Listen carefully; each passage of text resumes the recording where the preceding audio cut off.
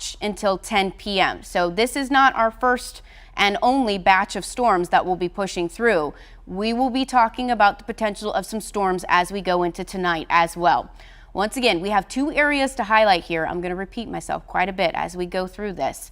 Two areas of concern near the I-83 corridor. This is a destructive tagged severe thunderstorm warning. It is not a tornado warning, but it still poses risks. So this is the time to get into an interior room, closet, what have you, lower level of your home so you stay safe. We do have in this red polygon here a tornado warning. This is radar indicated, and this is through 6:15 p.m. and this includes Baltimore City and the southwestern tier near Calverton, Highway 144, and the I-95 corridor. Let's look and see. Let's put this into motion here so you can see the progression of this storm, but also put it into velocity.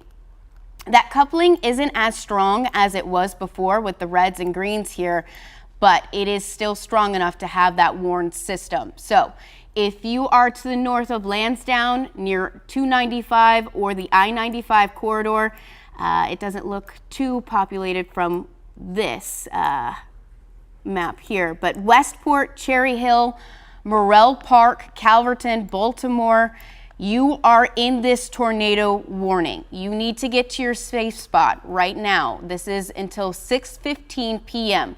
We're seeing a radar indicated tornado. We have not gotten reports of it on the ground just yet, but it would be hard to see on the ground.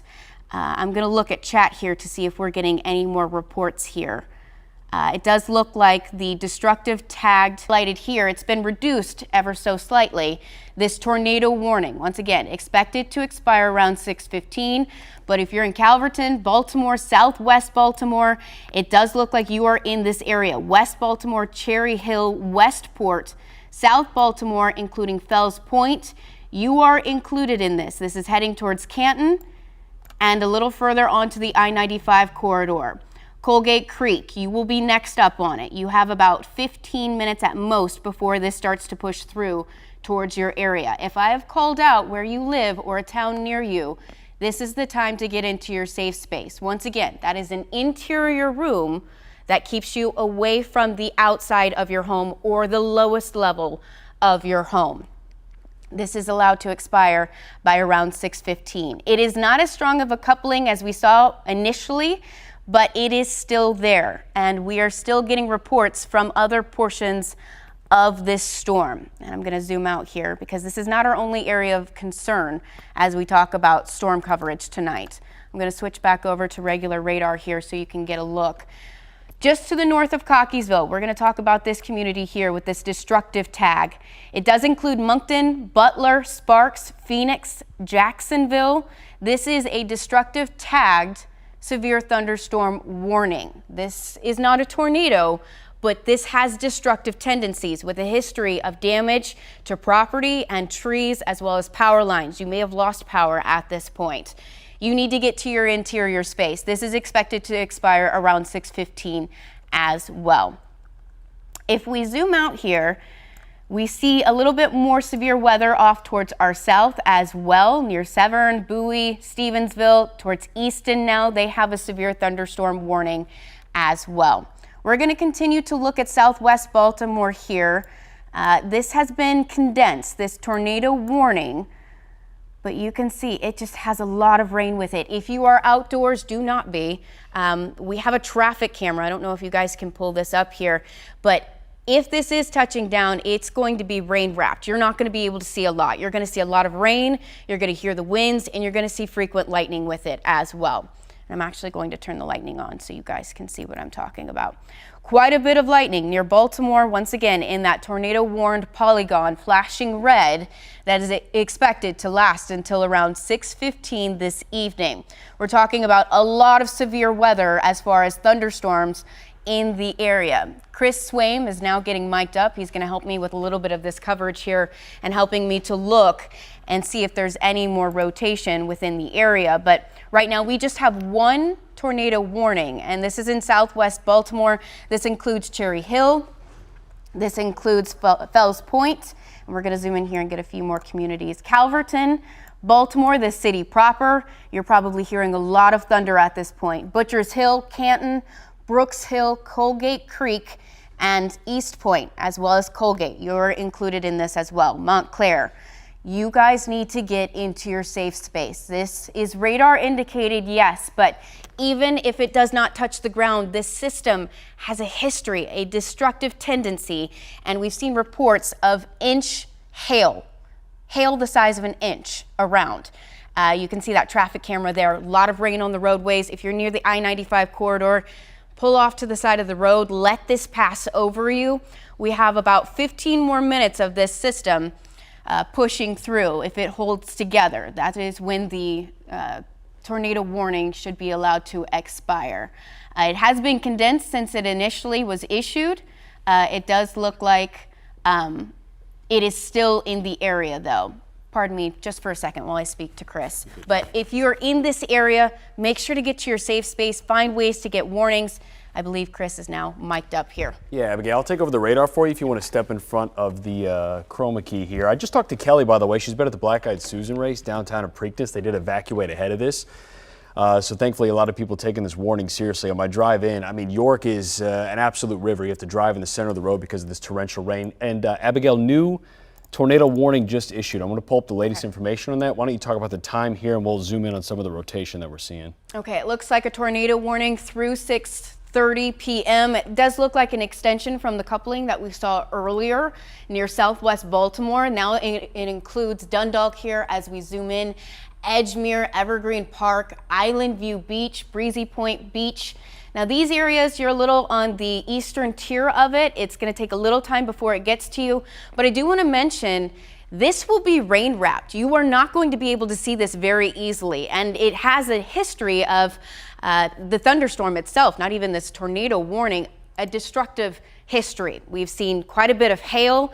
You can see here strong winds, gusts 60, 70 miles per hour, which alone can cause damage. And this is just to the north of Dundalk here. You can see this signature, and Chris is going to break it down here a little bit more. Hey, Abigail. Yeah, I'll give you just a chance to catch your breath here. I was just looking at radar. And so what we're looking at here is velocity. This is the storm, wind, and speed. The brighter the colors, the stronger the winds.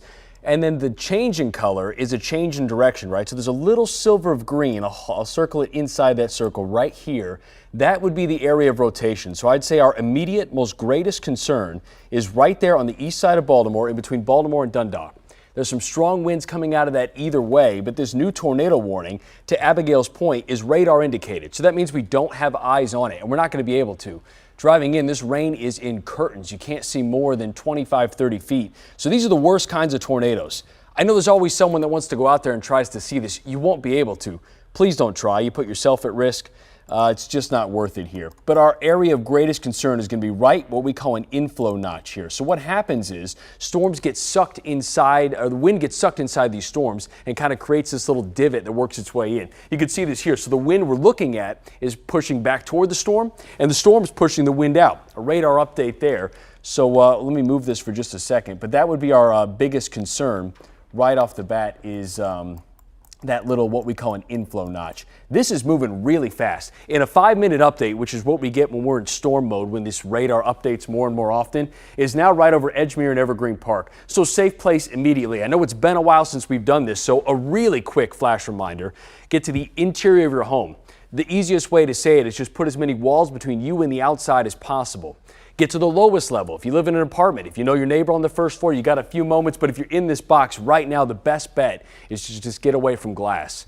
A lot of that could break if a large tree branch comes down, which we've gotten many reports of. I was checking some reports from the National Weather Service.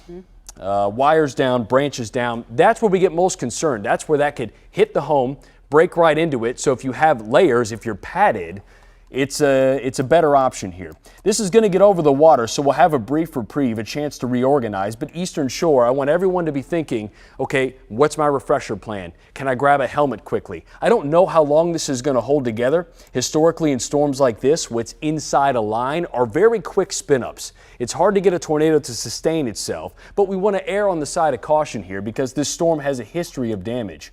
I know we're focused on the red box. That's the tornado warning, which would be the strongest part of the storm.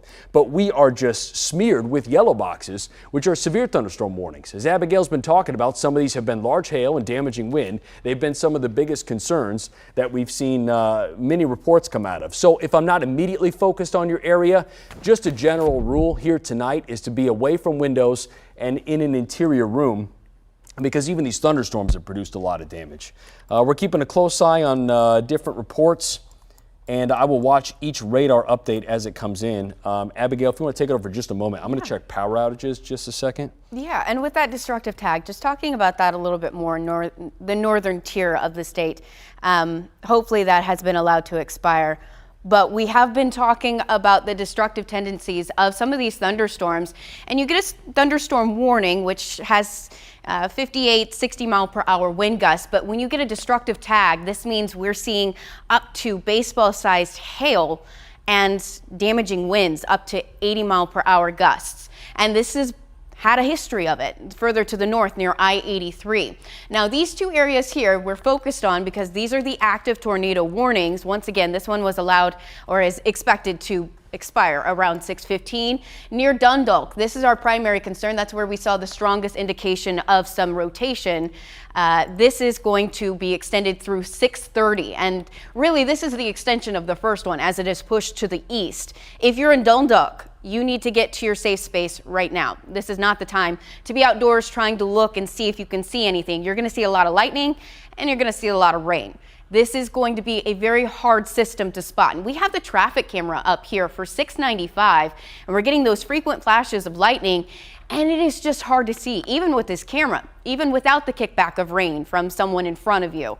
So this is not the time to be on the roadways. This is hitting big parts of the metro as far as travel goes. We're seeing portions of I-83 getting hit with heavy rain, I-95, local highways as well. This could lead to some flooding risks, so we need to be mindful. If you're planning on heading out, one, don't. But two, if you're on the roadways or trying to get to a certain destination to where it's your safe space, take it very slow on the roadways if you're outside of these red polygons here. I do not recommend any travel whatsoever, but if you need to get to your safe space, if that means a neighbor's basement or your aunt's basement, now is the time to get to it. That is the safest space that you're going to be in. We have two active tornado warnings, one for the southwest portion of Baltimore, radar indicated, and then off towards the eastern and southeastern portion of the suburbs of Baltimore, including Dundalk and portions of 695, and it does look like I-95 being clipped by this as well. We've seen the potential and the history of some large size hail associated with this, so even outside of these red polygons, these tornado warnings, this system as a whole, and you can see it spreads across a good chunk of the state, has a destructive tendency. And so just be mindful, even if you're not in this red polygon or you're just in the yellow polygons here, these severe thunderstorm warnings, it's not a time to be outside. It's actually a time to be considering what your safe space is going to be, because as Chris mentioned earlier, with this type of system, it is a quick spin up. It is going to be a quick system as it forms. And so you need to have enough time to get to your safe space so you are in the safest space possible as this storm pushes over. Zooming in, you can see this is impacting the 695 corridor, and it's been condensed since its initial issue, and it is further to the east now as the system tracks a little further to the east. We're going to periodically bring up traffic cameras here. It does look like I-95 south getting some of that rain. Once again, if you're on the roadways or planning to be on the roadways, this is not the time to be on the roadways, but pull over until this system pushes through. Chris? Just checking some of the numbers, Abigail, from BGE. We're about 30,000 without power, which is not a surprise given how many reports of power lines down. I fear with the widespread nature of the system, it's going to be a little bit. Sometimes they can reroute different power to get you back on early. If that's not happening right now, it may be a while. So ahead of this storm, Eastern Shore, start thinking about your flashlights, preparing for this, what you might do with anything that's in the fridge. I don't know how long the power is going to be out, but we're seeing a lot of lines come down, especially with the Boeing structure of this. A couple things I want to point out on radar here as this just updates, especially just through Bel Air and Edgewood. Probably felt like the strongest storm we've had in a long time just came through. What we're looking at here, you see how this looks like an archer's bow? That's called a bowline echo. That's where the strongest winds of some of these storms are going to be. So even outside this tornado warning, and I know we're focusing on the eastern one here, we're going to have strong winds across the board. There's a pair of warnings here. Baltimore, you're in the clear. I'm not going to say go outside yet, but it is getting a lot better. That warning is just in place because it's been allowed to expire. It'll go to its duration. But our focus is on this front one because that's where the rotation is. As this gets over the water, they may keep the tornado warning going. But again, I want everyone on the eastern shore to be thinking about your severe weather plan if this tornado warning gets reissued. It's tough for storms to sustain themselves for this long, but this has certainly been doing it. You felt all the heat and humidity today. Energy's been building with these storms, and that's fueling this tonight, and it'll keep it going. Heads up north of Easton, too. I don't want to ignore where we have other storms. I'm just trying to focus on some of the more crucial areas right now. That is likely a good amount of hail coming out of that storm north of Easton. There was a little bit of rotation in it, not enough to issue a warning, but we'll keep a close eye on that. Annapolis, pouring rain. We'll work our way up this line to Severna Park. Really heavy rain as you get into the purple and potentially even some small hail.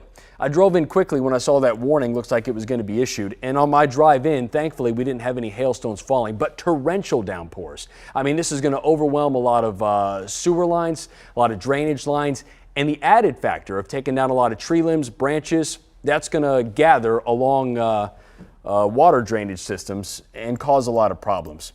Bottom line, don't go anywhere here for the next couple of hours. Hunker down for a bit. Let's all get through this, and then we'll let the line of storms work its way through.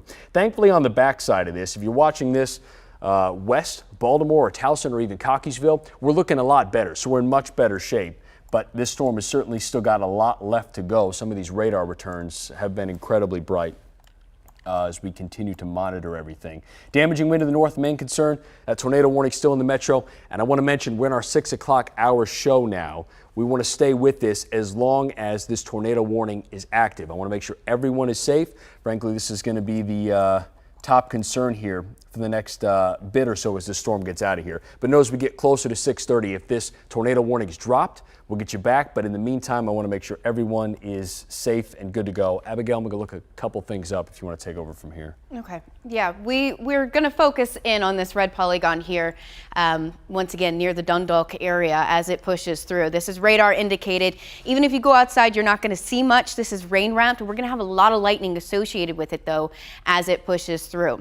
It does look like southwest Baltimore is still dealing with that tornado warning living on just a little bit longer. That is subject to expire around 6:15, but this new one that was issued close to the 6 o'clock hour will be allowed to expire around 6:30. This does include Edgemere, portions of 695, and we've gotten a lot of reports of rain. I know Chris was just talking about all the rain when he was coming in the Towson area, but this is not the only area. We have a large system pushing through, and as this pushes through, we're going to keep an eye out on the bowing because wind damage can cause just as much damage as a low-end tornado, as well as the hail potential. It does look like this might have that destructive, yep, it does have that destructive tag.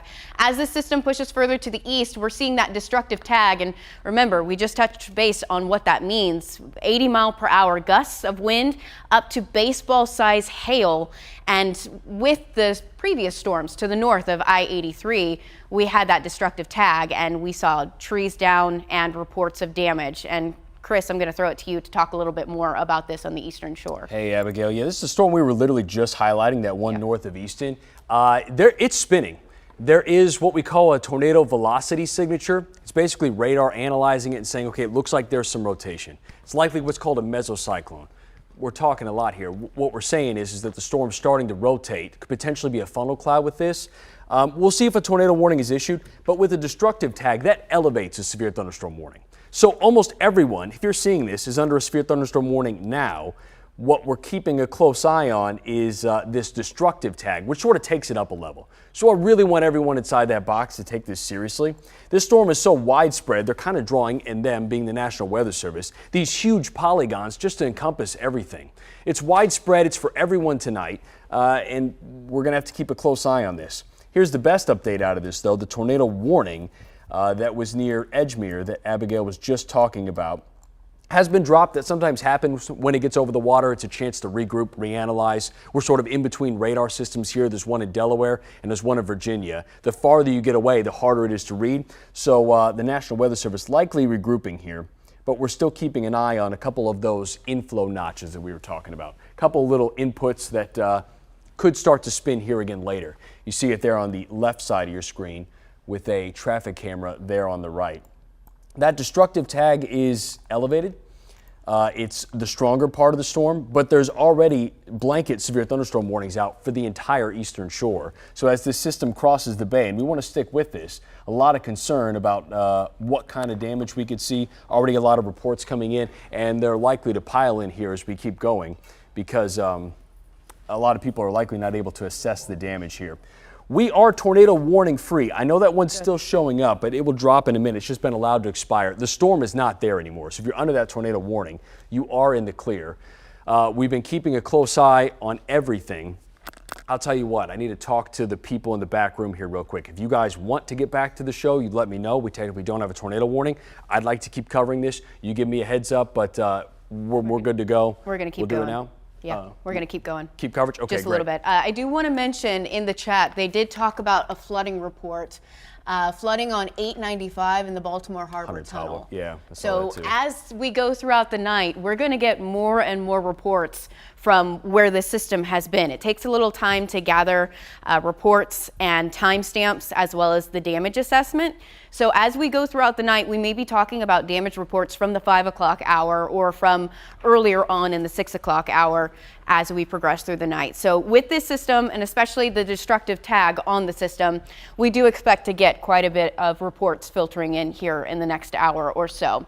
And the National Weather Chat will keep us privy to some of those. But once again, we are getting flooding reports from this system near the Harbor Tunnel, and more filtering in right now as well. Also for the city of Alexandria, I believe that's Virginia, a large tree was down. Why I mentioned this, with the system, I don't believe that was tornado warned, a large tree was still knocked down, and this was just due to winds and saturated soil. So this is something to be wary of as we go into the next several hours. As the system pushes through, whether it's tornado warned or not, you need to pay attention to the updates because this can still pack a punch as it pushes through, either bringing the potential for some hail, some really strong winds, or the possibility of flooding, which it does have a history of. And once again, we do see those destructive tags on some of these systems here on the eastern shore. Looks like there's two. Just yes. Yeah, there's two separate, but it's all kind of a mess. Just everybody's under that. Yes, it does look like one around Kent County through 7 p.m. 7:15, including Talbot, Caroline, 7:15, and Queen Anne's. I'm going to step on key here just to point it out a little bit more as Chris handles radar. But this does include Chestertown, Easton, as well as the eastern shoreline, some of our counties. This destructive tag, which we've been talking about, which can cause damage to property or oneself. When we talk about severe storms, warned storms, it's something to be mindful when it has a tag like this. This is the time to be indoors in your safe space. Even though we do not have a tornado with this, it is a strong enough system to cause damage. And you can see quite a bit of rain. We never like to see those vibrant colors on radar, and we're seeing quite a bit of it near the eastern tier of the state and the western tier of the bay heading towards Chestertown. It's as it moves across, we'll see that intense rain pass over, and then off towards our south near Easton and some of our eastern shore counties. That fuchsia color there, that is signifying intense rain pushing through. And we don't have the lightning count up on this graphic here, but we have quite a bit of lightning associated with these cells as they push through. Just this helps us talk about how strong this storm system is as it pushes in. Yes, now you can see the lightning up. But we don't always have it up because sometimes it's just a little distracting and you can't see what's underneath all of the lightning.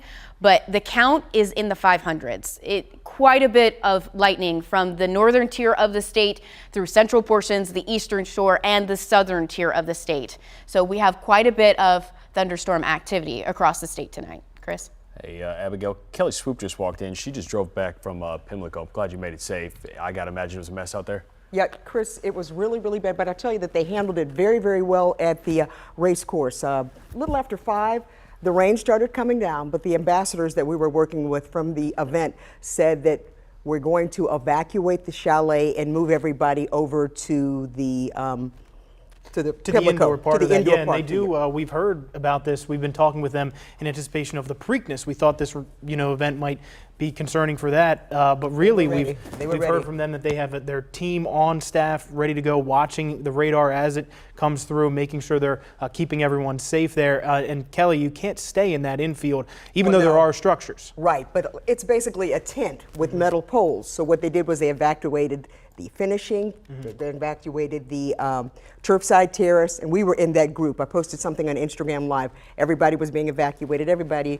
moved orderly. By the time we got to the grandstand, you could either go to the grandstand because they had 2 races left, or you could exit. And we chose to exit. And just as we got to the car, the skies just opened up. The wind was blowing out of control. You would see tree limbs all over a Northern Parkway. And then as we got past 83, close to the Roland Park area, it just stopped. Yeah, it seems we've been watching some of the, there's one of those traffic cams, and it seems like unless you're right in that tornado-warned area, it doesn't seem like the travel's that bad, but this creeps up on you. This is a fast-moving storm, it was and quick. all of a sudden, boom, out of nowhere, you're talking about high-speed winds, lots of rain. Perry Hall was getting hit as well. I checked in with my daughter. She said they had to pull off the road because it was really, really heavy and fast there. So hopefully everybody stays safe. We did see 1 ambulance on the road, but other than that, everything seemed to move. I was just in the newsroom. People there were talking about the power outages. At one point, jumped up 10,000. Yeah, Chris was mentioning that. Chris, did you want us to come back over to you? Check and see, is there any new To that point, I was looking this up. So the last time we spoke about power outages, just a few minutes ago, we were at 28,000. The latest number is now near 40,000. Yes. So it's exponentially growing. Yeah. And as this impacts and moves through some of our more populated areas, no surprise there. These destructive tags are still in place. I want to kind of do a quick sweep of our radar. We're getting in between the Delaware radar and our Virginia radar here. Is how we see a lot of our storms. So this is getting closer to the Delaware radar. It gives us a better idea. But you see those pockets of green here? I'm going to draw a circle around them, even that blue color, excuse me. That's the embedded heavier wind gusts. We've had reports out of this of 74 miles per hour. Now with each radar scan, I expect that to come down a little bit because what's happening as it gets closer to the radar in Delaware, it's getting a more accurate reading. But either way, I expect a good piece of that to make it down to the surface. So there is great concern along this entire line. There's an added level of concern where that blue and white color is showing up. That's why the destructive tag is on these thunderstorms. So Chris, we're not talking how close is that? winds. How close is that to hurricane force winds when we're talking about 75 miles? It'd be a low end hurricane. That'd be like 71. So if we're getting to 75, I mean, you're talking about a Category 1 hurricane just making that threshold over, but enough to do damage. Yes. It's a burst. You have really calm conditions, and then the gust front comes through. You heard Kelly talking about that. It's just like this wall of wind and water that hits you really, really hard. So do not get caught out in this. You're not going to get much of a warning. In fact, this is the warning that if you're ahead of this line, if you're in any one of these flashing boxes along the eastern shore, I want you inside now. Let's just be safe here because things are really concerning as we have these storms in place here tonight.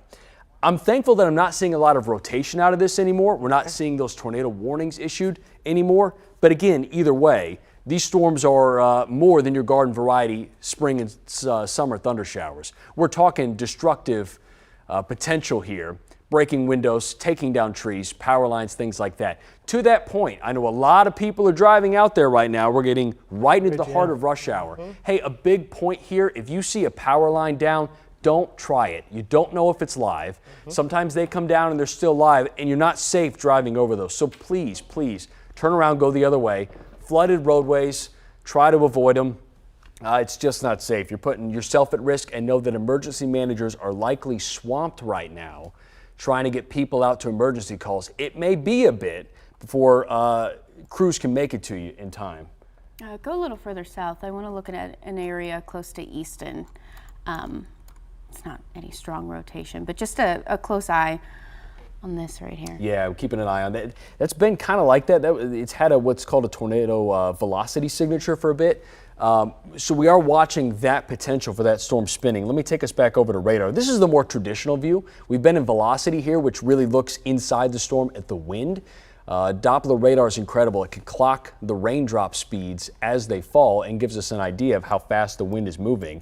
But this is our more traditional look. Whenever we're talking about showers or storms, this is the look you're going to see 9 times out of 10 on TV.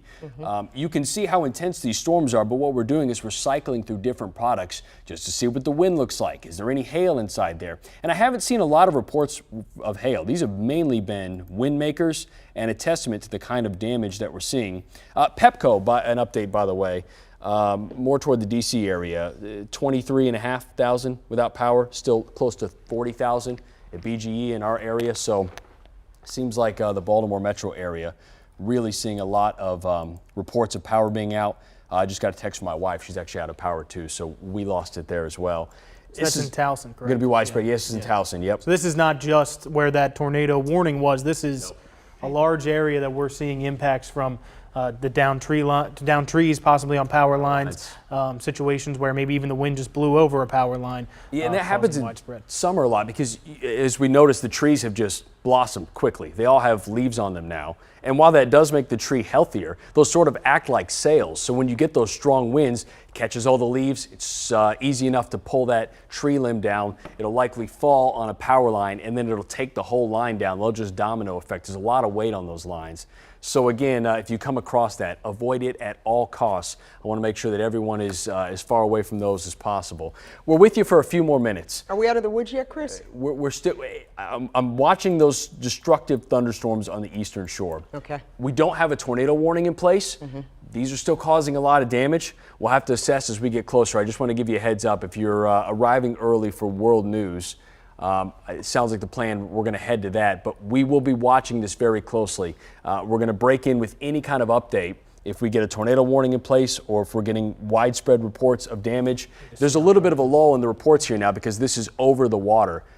Jeff, I think we're looking at the yeah, that's the Bay Bridge there. That looks like the boy, you don't want to find yourself there right now. Looks like the eastbound side of the Bay Bridge, not where you want to be. That is very high above. It looks like you can't really even see if you're looking out onto the bay there. I saw earlier that they were having large backups on the Bay Bridge from MDTA. So they are dealing with that. A lot of people who were traveling probably to get there as we head into the May months, get down to the shore. And that radar there, by the way, that white circle is, the Bay Bridge is under that radar image right there. So you're seeing it live on the right, you're seeing it circled on radar on the left. So a little more intense than your regular summer pop-up storm, and you guys are going to continue to monitor it and stay on top of the situation. Absolutely. If you're indoors, stay there, stay away from the windows, do all the smart things that you're supposed to do, and if we get into another tornado type situation, everybody needs to go to the basement to stay safe.